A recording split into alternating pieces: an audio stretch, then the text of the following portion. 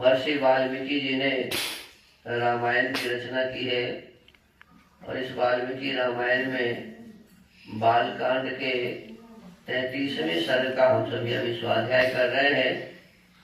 जैसा कि पहले हम सब ने जाना है कि कुशनाभ की जो पुत्री है, इसमें बताया गया है कि उनकी 100 पुत्रियां हैं और सभी 100 पुत्रियों की अब वो शादी करना चाहते हैं, जिसे वायु ने क्या किया है, कुबड़ी बना दिया है।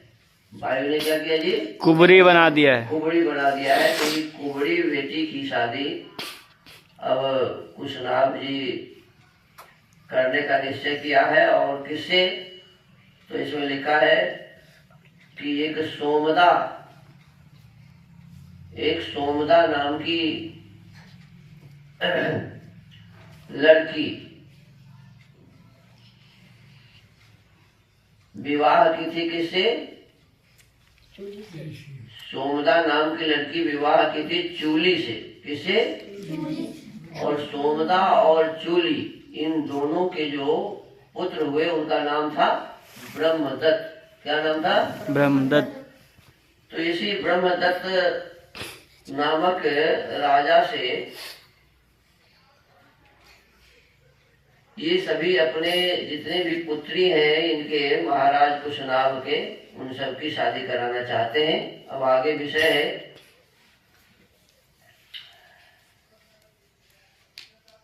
कहते तब परम धर्मात्मा राजा कुशनाभ ने ब्रह्मदत्त के साथ अपनी 100 कन्याओं को ब्याह देने का निश्चय किया। तबाहूय महातेजा ब्रह्मदत्तं महीपति ददौ कन्या शतं राजा सुप्रीति नान्तरात्मना। महातेजस्वी भूपाल राजा कुशनाभ ने ब्रह्मदत्त को बुलाकर अत्यंत प्रसन्न चित्त से उन्हें अपनी 100 कन्याएं सौंप दी। अब एक बात पहले सुनिए, विचारिए। ये तो सभी कन्याएं क्या हो गई थी, कुबड़ी हो गई थी और बहुत सुंदर देखने में पहले लग रही थी, अब वो ठीक नहीं लग रही है। तो ब्रह्मदत्त राजा है तो ये कुबड़ी लड़की को स्वीकार करने के लिए तैयार होंगे क्या? कोई भी अच्छा आदमी कोई गलत चीज को तैयार होता है स्वीकार करने का? लेकिन इसमें लिखा है कि वो तैयार भी हो गए और राजा अपने सभी कन्याओं को किसे सौंप दिया? ब्रह्मदत्त जी को सौंप दिया। किनको जी? ब्रह्मदत्त जी को सौंप दिया। बुलाकर अत्यंत प्रसन्न चित्त से, मैंने खुशी होकर उन्हें अपनी 100 कन्याएं सौंप दी। यथाक्रमं तदा पाणिं जग्राह रघुनंदन ब्रह्मदत्तो महीपालस् तासां देवपतिर्यथा। रघुनंदन, उस समय देवराज इंद्र के समान तेजस्वी पृथ्वीपति ब्रह्मदत्त ने क्रमशः उन सभी कन्याओं का पाणी ग्रहण किया। बार बार, मैंने क्रमशः का मतलब होता है एक के बाद दूसरे का। क्रमशः का क्या मतलब होता है जी? एक के बाद दूसरे का। तो सबसे बड़ी की होगी, फिर उससे छोटी, फिर उससे छोटी, फिर उससे छोटी। अब इसमें ब्रह्मदत्त जी का उम्र नहीं बताया गया। 100 कन्या एक के बार में तो जन्म नहीं ली होगी ना? 100 कन्या एक के बार में जन्म ली होगी क्या? मनुष्य को बहुत ज्यादा बच्चा एक साथ हो जाएगा तो 2 होता है। तो मान लीजिए 100 बच्चे यदि रहे होंगे जमुआ, तो 50 दूनी 100 है, मैंने 50 बार में तो जन्म लिया होगा। तो एक बार में कम से कम 1 वर्ष लगेगा। तो 50 वर्ष, सबसे बड़ी बालिका कितनी बड़ी रही होगी? 50 वर्ष की सबसे बड़ी रही होगी। और इसके पश्चात में फिर सबका नंबर रहा होगा। 2 कन्या 50 वर्ष की ऐसे रही होगी, 2 कन्या 50 वर्ष की, 2 कन्या 49 वर्ष की, 2 कन्या ऐसे ऐसे, तभी ना। अब सबसे छोटी जो रही होगी वो तो तब 1 वर्ष की रही होगी। यदि मान लो बड़ी कन्या 50 वर्ष की रही होगी तो सबसे छोटी तो 1 वर्ष की होगी। तो 1 वर्ष की पाणी ग्रहण कैसे होगा? लिखा हुआ है कि सभी कन्या जवान थी। क्या लिखा हुआ पीछे? सभी कन्याएं जवान थी। तो जब छोटी वाली जवान थी तो बड़ी वाली तो तब तो 100 वर्ष की रही होगी, बड़ी वाली तो वृद्धा रही होगी एकदम। लेकिन इसमें दिखाया है कि सभी को बारी बारी से ब्रह्मदत्त ने क्या किया जी, पाणी ग्रहण किया, माने विवाह किया सबसे। रघुनंदन उस समय देवराज इंद्र के समान तेजस्वी पृथ्वीपति ब्रह्मदत्त ने क्रमशः उन सभी कन्याओं का पाणी ग्रहण किया। स्पृष्ट मात्रे तदा पाणो विकुब्जा विगत ज्वरा युक्तं परमया लक्ष्म्या बभो कन्या शतं तदा। विवाह काल में उन कन्याओं के हाथों का ब्रह्मदत्त के हाथ से स्पर्श होते ही, अब देखो ये क्या है, जैसे ही विवाह करने समय में हाथ पकड़ा ना किनका, कन्याओं का, उसको पाणी ग्रहण संस्कार कहते हैं। ऐसे हाथ जैसे पकड़ा ना तो विवाह काल में उन कन्याओं के हाथों का ब्रह्मदत्त के हाथ से स्पर्श होते ही वे सब की सब कन्याएं कुब्जत दोष से रहित, निरोग तथा उत्तम शोभा से संपन्न प्रतीत होने लगी। अब सब का वो जो दोष था ना कुब्जा वाला, देखो जब तक वो हाथ नहीं पकड़े थे तब तक सब क्या थी जी, कुबरी कुबड़ी थी। तो पहले तो कुबड़ी को प्राप्त करने के लिए तैयार नहीं होंगे, और ये मान लो तैयार हो गए हैं तो अब जैसे ही हाथ पकड़ा और सब कुब्जा भाव से खत्म, सब की मैंने वो जो था ना सबके पीठ पर जो हो गया था गोला है वो सब ठीक हो गया। ऐसा होगा क्या ना, किसी का हाथ कोई पकड़ेगा तो उसका सब दोष खत्म हो जाएगा, कोई कितना भी बड़ा आदमी हो तो ऐसे हाथ पकड़ने से उसके सारे रोग दूर हो जाएंगे ना।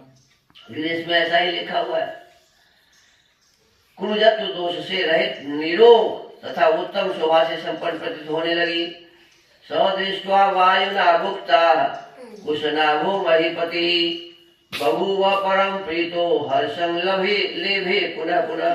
वात रोग के रूप में आए हुए वायुदेव ने उन कन्याओं को छोड़ दिया।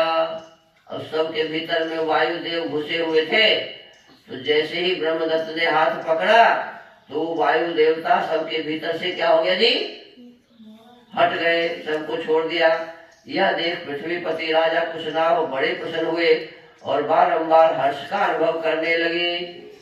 कृतोद्वाहं तु राजानं ब्रह्मदत्तं महीपतिं सदारं प्रेषयामास सोपाध्याय गणं तदा।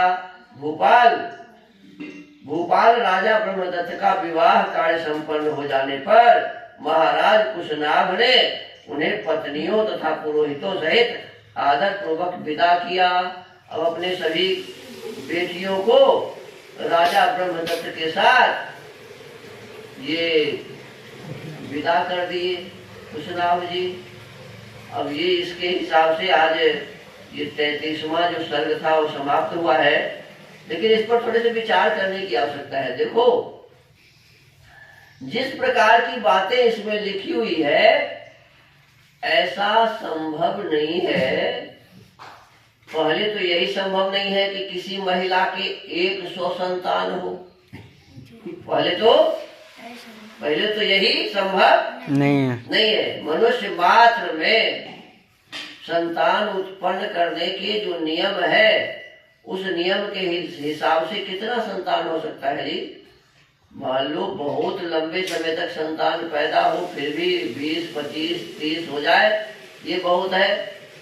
लेकिन इसमें लिखा है कि 100 संतान हुए थे। 100 की 100 क्या थी, बेटियां थी। 100 की 100 क्या थी जी, बेटियां थी। दूसरी बात, जब विवाह वाली बात, वायु जो है, वायु देवता उसको आके बोले कि विवाह कर लो, विवाह करने के लिए तैयार नहीं हुई तो सबके भीतर में वायु देवता घुस गए। ऐसा होगा क्या ना। अरे वायु नाम का कोई आदमी रहा होगा ना, ये हवा तो पहले से भी घुसा ही रहता है लोगों के भीतर से है? तो सबको वायु देवता कुबड़ी बना दिए, वो तैयार नहीं हुई इसीलिए। फिर तीसरी बात इसमें लिखा है कि ब्रह्मदत्त नाम के जो राजा थे, ये ब्रह्मदत्त नाम के राजा उस कुबड़ी सबसे शादी करने के लिए तैयार हो गए, ये भी समझदारी वाली बात नहीं लगती है। और फिर चौथी बात है कि वो जब कुबड़ी के हाथ पकड़े तो सब कुबड़ी सही हो गई, उसके भीतर से वायु निकल गए। तो ये सभी बातें कुछ अव्यवस्थित से लगती है। इसके आधार पर हमें समझना चाहिए कि ये जो कथाएं हैं ये किसी खास भगवान राम से संबंधित, इसमें कोई भी बात और न उनसे संबंधित न उनके खानदान से संबंधित है। तो इस कहानी के कहने से मतलब क्या होता है? अब ऐसे तो लोग पाखंड में पड़ेंगे, लोग भी यही तो कर रहा है आजकल, पाखंड में ही ज्यादा समय लगाता है। पाखंड करते करते करते लोग अपना जीवन बेकार में बिता देते हैं। तो इस प्रकार की जो बातें हैं उसे हमें पाखंड समझ करके इससे दूर रहना चाहिए। इस प्रकार की बातें हो ही नहीं सकती है। किसी ने जब पाखंड का वातावरण रहा होगा तब अपने हिसाब से इसमें इस कथा को मिला दिया होगा। वाल्मीकि जी की ये कथा नहीं हो सकती। और विश्वामित्र जी जैसे ऋषि भगवान राम को ये क्यों बताएंगे? इसे क्या मतलब? भगवान राम भी वैज्ञानिक थे, समझदार थे, विद्वान थे, और विश्वामित्र जी भी बहुत बड़े विद्वान थे, उनके तो गुरु जी ही थे राम जी के। तो ऐसे बड़े विद्वान इस प्रकार की बातें क्यों लिखेंगे? इसका मतलब है कि इस प्रकार की बातें, पाखंड की बातें, जिस समय महाभारत युद्ध के समाप्त होने के पश्चात जब सारे जगह पाखंड ही पाखंड हो गया तो संस्कृत जानने वाले कुछ लोग उस पाखंड में ऐसे लिप्त थे कि रामायण में भी, महाभारत में भी, अन्य ग्रंथों में भी इस पाखंड को घुसाते गया। और एक स्वामी जी लिखे हुए हैं कि महाभारत में मात्र व्यास जी के बनाए हुए 4,500 श्लोक थे। कितने? मात्र 4,500 श्लोक। और फिर जो उनके शिष्य हुए जैमिनी, उनके 5,500 श्लोक थे। तो 4,500 5,500 कितने हो गए? 10। बस कुल 10,000 का श्लोक का महाभारत था। और उस महाभारत में जब राजा यहाँ भोज थे तो भोज राजा के राज्य में लोगों ने इसमें मिलाते मिलाते इसको बना दिया 25,000। 10,000 को कितना बना दिया जी? 25,000। थोड़े दिन के बाद वो हो गया 30,000। कहते कि जैसे लोग इस प्रकार से यदि से मिलाते रहेंगे तो आने वाले समय में इस ग्रंथ को ऊंट पर लाद के एक जगह से दूसरी जगह ले जाना पड़ेगा। आज उसमें लगभग 1.25 लाख श्लोक है। कितने? 1.25 लाख। बताओ, कहाँ व्यास जी का 4,500 और चेला गुरु मिला करके 10,000 और कहाँ 1.25 लाख? मिलेगा क्या? वो कहीं मिलेगा ही नहीं कि कहाँ है। ठीक यही भाव, यही काम इस रामायण में भी किया गया है। ऐसे ही काम मनुस्मृति में किया गया है। मनुस्मृति के अच्छे श्लोक को लोग ध्यान नहीं देते और उसमें जो पाखंड लोगों ने घुसा दिया है उसको मूल बना करके लोग मनुस्मृति को जलाता है। तो हमको आपको विचार करना चाहिए और प्रक्षिप्त जो भाग है उसको प्रक्षिप्त ही समझना चाहिए। अब ये रामायण का जो लेखक मूल है वाल्मीकि, ये दोषी नहीं है। कौन दोषी है ऐसी कहानी के लिए? जो पाखंडी लोग थे, जो अपना पाखंड चलाना चाहते थे, किसी न किसी प्रकार से अपने इस समाज को भटकाना चाहते थे, ऐसे लोगों ने इस प्रकार के बहुत सारे कहानियों को बना करके और इसमें डाला हुआ है। तो हमको इसको इसी प्रकार से समझना चाहिए। तो आज के इस वाल्मीकि रामायण के इस अध्याय को यही विराम देते हैं। ओम।